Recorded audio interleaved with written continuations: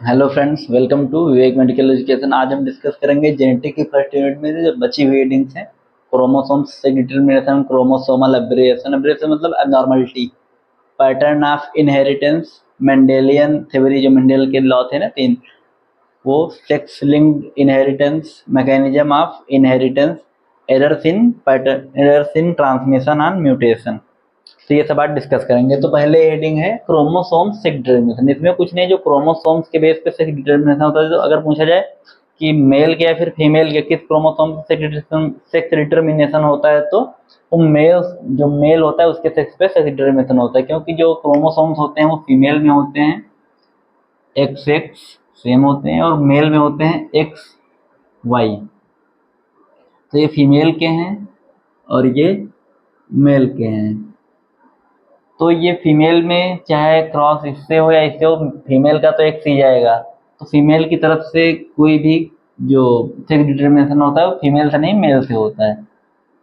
वो बात अलग है कि प्रेगनेंसी फीमेल को होती है, लेकिन जो सेक्स डिटरमिनेशन होता है वो मेल से होता है। इसमें देख सकते हैं जैसा, तो ये ऐसे ऐसे इंटर में भी आप लोगों ने किया होगा, इसे पेडिग्री बोलते हैं। तो एक्स एक्स एक्स वाई करके जब एक्स का एक्स से होगा तो ये भी क्या बनेगा, एक्स मतलब फीमेल।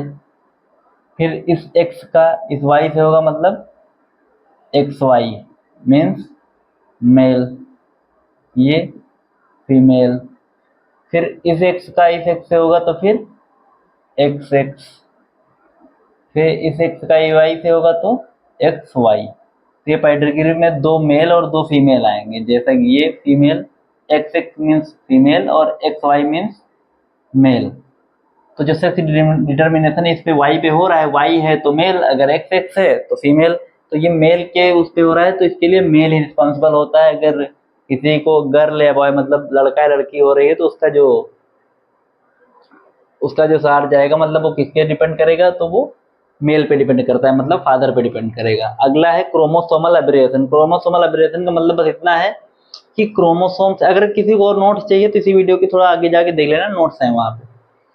क्रोमोसोम्स एब्रेशन का मतलब है कि जो क्रोमोसोम्स हैं उनमें एबनॉर्मलिटी होने की वजह से कौन कौन से डिजीज कंडीशन शो होंगे। जैसे तुमने पढ़ा होगा Down syndrome, Turner syndrome, Patau syndrome, Klinefelter syndrome. तो ये सब क्रोमोसोम्स एब्रिएशन या फिर क्रोमोसोमल एबनॉर्मलिटी भी इसको लिख सकते हो, अगर नहीं याद आ रहा है तो एबनॉर्मलिटी। ये सिलेबस में यही लिखा था तो मैंने यही लिख दिया, बाकी इसका मतलब एबनॉर्मलिटी है। तो इसमें जो तुमने पढ़ा होगा डाउन सिंड्रोम, डाउन सिंड्रोम में क्या होता था, जो क्रोमोसोम होते हैं दो टाइप के होते हैं, ऑटोसोम और एलोसोम। ऑटोसोम और एलोसोम्स। ऑटोसोम्स जो 22 पेयर होते हैं उन्हें बोलते हैं ऑटोसोम, और जो लास्ट पेयर होता है सेक्स क्रोमोसोम उसे बोलते हैं एलोसोम। 23 जो नंबर का होता है पेयर में, तो इसमें अगर एक्स एक्स है तो फीमेल, एक्स वाई है तो मेल। ये हो गया। अगर इसी में मान लो ये नहीं है, केवल एक ही प्रेजेंट है, मान लो ये 22 थे, 22 दूना 44, 22 पेयर में है ये, मतलब 44। अगर मान लो इन दो में केवल एक प्रेजेंट हो तो कितना हुआ, 45। तो एक अब्सेंट है ना, तो इसको बोलते हैं टर्नर सिंड्रोम। जब मोनोसोमी होती है 23 पेयर के क्रोमोसोम में तो उसे बोलते हैं टर्नर सिंड्रोम। ये सभी सेटिंग के अंदर में आएंगे क्रोमोसोमल एबनॉर्मलिटी में। टर्नर सिंड्रोम में 45 क्रोमोसोम बचते हैं, मोनोसोमी हो जाती है 23 पेयर्स के। एक होता है डाउन सिंड्रोम। डाउन सिंड्रोम में क्या होता है, लिखा डाउन है लेकिन क्रोमोसोम बढ़ेगा, उल्टा चलेगा। ये ना समझना डाउन है तो मतलब एक डाउन कर दो क्रोमोसोम। टर्नर सिंड्रोम को छोड़ के जितने भी सिंड्रोम आएंगे सब में लगभग तुमको 99% क्रोमोसोम का नंबर इंक्रीज मिलेगा। बस जो उनका पेयर में होगा, जैसे ये 23 पेयर पे कम हो रहा था तो ये 21 पे बढ़ जाएगा। तो होगा अगर 21 पेयर में जो है 21 नंबर का जो क्रोमोसोम होते हैं वहां पे दो क्रोमोसोम होते हैं, अगर दो की जगह तीन हो जाए, जैसे मान लो ये ऐसे ऐसे क्रोमोसोम थे दो पहले नॉर्मल कंडीशन में, अगर एक और बढ़ जाए तो हो गए 3, तो इसे बोलते हैं डाउन सिंड्रोम। जब 21 नंबर के क्रोमोसोम पे ट्राइसोमी होती है तो डाउन सिंड्रोम बोलते हैं इसको। ये 2 बता दिए। अगला होता है डाउन सिंड्रोम। अगला है क्लाइनफिल्टर सिंड्रोम। क्लाइनफिल्टर सिंड्रोम जब यहाँ पे 23वें पे यहाँ पे जब एक कम हो रहा था तो टर्नर सिंड्रोम, 46 से 45 हो रहे तो टर्नर। अगर 46 से 47 हो जाए, जैसे मान लो एक्स वाई है, अगर यहाँ पे एक्स एक्स वाई हो जाए या फिर एक्स वाई एक्स हो जाए, कुछ भी हो सकता है। अगर यहाँ पे 23वें क्रोमोसोम पे जो सेक्स क्रोमोसोम होता है एरोसोम, वहाँ पे अगर 46 की जगह 47 हो जाए, 2 की जगह 3 हो जाए, तो उसे बोलते हैं क्लाइनफिल्टर सिंड्रोम।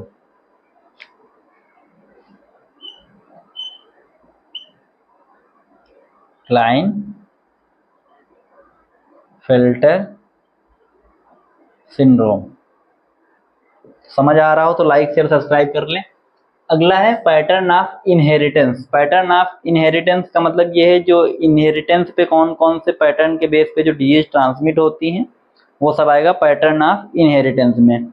इसमें वही ऑटोसोमल डोमिनेंट, जैसे कोई कोई डिजीज होती है ना क्रोमोसोम पे डिपेंड होती है, जैसे अगर कोई एक्स क्रोमोसोम पे है तो जब एक्स क्रोमोसोम जाएगा तो फिर उसके साथ में डिजीज भी जाएगी। अगर वाई पे है, रिसेसिव डोमिनेंट पढ़ा होगा ना, जो फीमेल होती है वो कैरियर होती है, ये सब पढ़ा होगा, वही सभी शेडिंग में आएगा। तीसरी हेडिंग जो है इसमें वही है। पैटर्न ऑफ इनहेरिटेंस का मतलब ये इसी में समझ लो, इसी में समझ सकते हो बस। यहाँ पे मान लो जैसे फीमेल थी वो मेल था, अगर ये वाले एक्स पे मान लो जैसे एच आ जाए, एच मीन्स अगर हीमोफीलिया है वो क्रोमोसोम से ट्रांसमिट, मतलब 1 generation to 2nd generation chromosome से होता है। अगर मान लो इस वाले एक्स पे जो ये एक्स लिंक्ड होती है, मतलब ये जो डिजीज है हीमोफीलिया ये एक्स लिंक्ड होती है, मतलब ये एक्स पे जाके ही लिंक करती है। तो ये अगर ये वाले एक्स पे मान लो हीमोफीलिया है, तो जब इसका क्रॉस जिस ये क्रोमोसोम से जो बच्चे बनेंगे, जो इनके बच्चे होंगे, उस पे हीमोफीलिया होगा। अब मान लो जैसे ये फीमेल, अगर ये एक्स एक्स बन रहा है मतलब फीमेल है, तो ये क्या होगी, इस पे भी एक एक्स अफेक्ट होगा, तो ये क्या हो गई, कैरियर। ठीक। और अगर ये देखो दूसरा क्या बन रहा है, एक्स वाई, मतलब ये क्या है, इसके पास एक ही एक्स है, ये मेल है, इसके पास एक्स एक ही है, तो ये क्या होगा, इसमें साइन सिम्टम शो होंगे। फीमेल में क्या था, साइन सिम्टम शो नहीं हो रहे थे, लेकिन जब इसके फर्दर इसके जब बच्चे होंगे तो उसमें भी जब यही कंडीशन आएगी, एक फिर एक्स वाई, तो उसके भी बच्चों में ये दिखेंगे। फिर ये एक्स एक्स, फिर ये वाला एक्स से जाके देखो ये दोनों हो गया, फिर आगे जो एक्स वाले इस वाले एक्स से जो होंगे वो बच्चे नॉर्मल होंगे, ये दोनों नॉर्मल होंगे। ये कैरियर था, ये इसमें डोमिनेंट हो जाएंगे, कैरेक्टरिस्टिक साइन सिम्टम शो होने लगेंगे, और ये नॉर्मल होंगे, क्योंकि ये वाले हीमोफीलिया इस एक्स पे था फीमेल के, तो ये वाले जो होंगे वो तो नॉर्मल होंगे, इससे कोई मतलब है नहीं। तो ये होता है डोमिनेंस के बेस पे। फिर ऑटोसोमल डोमिनेंट में एक आती है हंटिंगटन डिजीज। हंटिंगटन डिजीज का मतलब होता है कोरिया, उसमें जो बॉडी के मूवमेंट होते हैं वो normal dance like movement, Korea आगे पढ़ोगे, आगे है अभी इसी में जेनेटिक में ही आगे यूनिट में है। कोरिया में कुछ नहीं, जो बॉडी के मूवमेंट होते हैं उसमें जो एनर्जी लॉस होने की वजह से जो बॉडी का muscle contraction like seizures like होता है, मतलब चलने का तरीका पूरा कुछ नहीं होगा, डांस लाइन के स्ट्रक्चर होगा। फिर एक होता है ऑटोसोमल रिसेसिव में सिस्टिक फाइब्रोसिस, एक्स लिंक्ड में हीमोफीलिया बताई दिया है। फिर mitochondrial inheritance, inheritance only from mother, understanding these help predict disease risk on offspring, मतलब अगर कोई मदर में डिजीज कंडीशन, इसमें हीमोफीलिया क्या थी, कैरियर थी, लेकिन इसके जो देखो एक फीमेल जो बच्ची हुई, उसमें जो फीमेल, जो उसकी फीमेल या फिर डॉक्टर बोल सकते हो, जो डॉक्टर होगी वो कैरियर होगी, लेकिन जो सन होगा उसमें एक्स एक ही होता मेल में, तो वो अफेक्ट साइन सिम्टम्स शो होंगे। तो ऐसे ही कुछ कंडीशन और जो बताया, हंटिंगटन डिजीज और कोरिया, वो सब आएंगे। फिर अगला है Mendelian theory of inheritance. Mendel ने 3 थ्योरी दी थी, law of dominant, law of segregation और लॉ ऑफ इंडिपेंडेंट असॉर्टमेंट। ये 3 चीजें ये मेंडल ने दिया था। तो लॉ ऑफ सेग्रीगेशन था, each parent passes only one of 2 allele of offspring, मतलब इसका मतलब ये है कि जो लॉ ऑफ सेग्रीगेशन था इनका, उसमें जो पेरेंट पास कर रहे हैं ओनली 1 ऑफ 2 एलील्स, मतलब 2 एलील का केवल एक ही ऑफ स्प्रिंग में पास कर रहे हैं। मान लो जैसे लॉ ऑफ सेग्रीगेशन में ये था, मान लो जैसे किसी के ये 2 चीजें हैं, तो इसमें जो एक को ही केवल ट्रांसफर कर रहे हैं, तो ये हो गया लॉ ऑफ सेग्रीगेशन। ये आप लोगों ने पढ़ा होगा, बस मैं शॉर्ट में बता रहा हूँ, इसके नोट्स अगर लेना है तो बाद में जाके इसी वीडियो में है पीछे। अगला लॉ ऑफ इंडिपेंडेंट असॉर्टमेंट का मतलब है assortment gene for different traits assort independently. जो assortment gene for trait different trait हैं वो असॉर्ट इंडिपेंडेंटली होंगे, मतलब स्वतंत्रता पूर्वक। फिर लॉ ऑफ डोमिनेंस क्या है? Dominant alleles mask recessive ones. This is basis of classical genetic and used to predict inheritance pattern using Punnett square. अरे मतलब ये सब तुमने पढ़ा होगा, इसको मैं इतना डीप में नहीं बताऊंगा। मेंडेलियन थ्योरी ऑफ लॉ, बस तीन जान लो, तीन होते हैं, law of segregation, law of independent assortment, law of dominant. अगला है sex linked inheritance. Sex linked inheritance में भी वही डिजीज कंडीशन ही आएंगी जो भी बताया ना, जैसे हीमोफीलिया ये सब उसमें भी आएंगी। बस उसमें कुछ ऐसी होंगी जो एक्स लिंक पे होंगी और कुछ होंगी जो इसमें कुछ नहीं, बस इसमें तुमको इतना लिखना है एक्स लिंक्ड इनहेरिटेंस में या फिर क्रोमोसोम, ये फिर जो बताया था पैटर्न ऑफ इनहेरिटेंस, ये दोनों लगभग डिजीज का ये दोनों हेडिंग सेम है।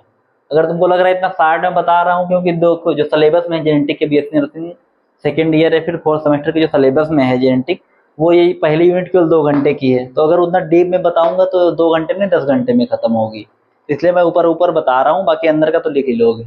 तो सेक्स लिंक्ड इनहेरिटेंस में बस जैसे इसमें हीमोफीलिया में बताया है ऐसे ही सेम होगा। तो इसमें जो क्रोमोसोम सेक्स क्रोमोसोम होते हैं एक्स एक्स एक्स वाई, अधिकतर डिजीज एक्स लिंक्ड होती है, मतलब जो एक्स पे ही जाके बाइंड करेंगी।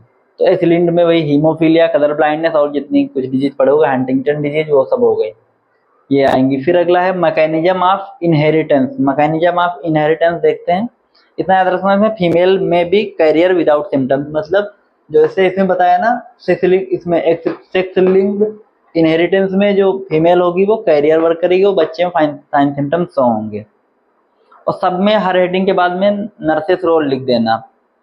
मैकेनिज्म ऑफ इनहेरिटेंस का मतलब है describe how genetic traits are part through DNA, मतलब इसका मैकेनिज्म ऑफ इनहेरिटेंस का मतलब है कैसे हेरिडिटी से कोई डिजीज डीएनए से, या फिर कैसे कैसे वो डिजीज पास होती है, या फिर कैसे कैसे साइन सिम्टम पास होते हैं। How genetic traits are pass through DNA. DNA transcribed by into RNA which translated protein। Inherited traits result from gene expression, मतलब जो इनहेरिटेड ट्रेट्स हैं जो बाई बर्थ जो साइंस जो फिर चेंजेज या जो दिखते हैं बाई बर्थ जो कैरेक्टरिस्टिक वो जीन से होते हैं, जीन एक्सप्रेस करता है उनको। Inheritance can be Mendelian, simple, non Mendelian, understanding, उसमें ये सब यही बताया गया कैसे कैसे जो मैकेनिज्म ऑफ इनहेरिटेंस मतलब है। इनहेरिटेंस का मतलब क्या है, ऐसे पढ़ा होगा इनहेरिटेड डिजीज मतलब बाई बर्थ है जो जेनेटिकली ट्रांसफर हो रही है। तो जो इसको ट्रांसफर करते हैं वो होते हैं जीन, और जीन बना हुआ काहे का होता है, सेगमेंट ऑफ डीएनए। तो सब मिलता जुलता है, सेगमेंट ऑफ डीएनए, डीएनए से जीन, और जीन क्या करता है, जीन एवरी सेल में होता है, और एक क्रोमोसोम में लगभग 13,000 जीन होते हैं, और एक सेल में लगभग 30,000 जीन होते हैं। ये सब कैरेक्टरिस्टिक में आते हैं। अगला है errors in transmission and mutation. Transmission and mutation का मतलब है जब डीएनए में चेंज होता है तो उसकी वजह से कौन कौन से एरर्स दिखेंगे। तो म्यूटेशन है change in DNA sequence which can be spontaneous, natural और replication, induced due to irradiation chemicals, मतलब जो डीएनए में ये जो तुमने पढ़ा होगा जीन म्यूटेशन। जीन म्यूटेशन का मतलब क्या होता है, जब जीन में सडन चेंज आता है, म्यूटेशन वर्ड का मतलब होता है सडन चेंज, जब जीन में सडन चेंज होता है तो उसे बोलते हैं जीन म्यूटेशन।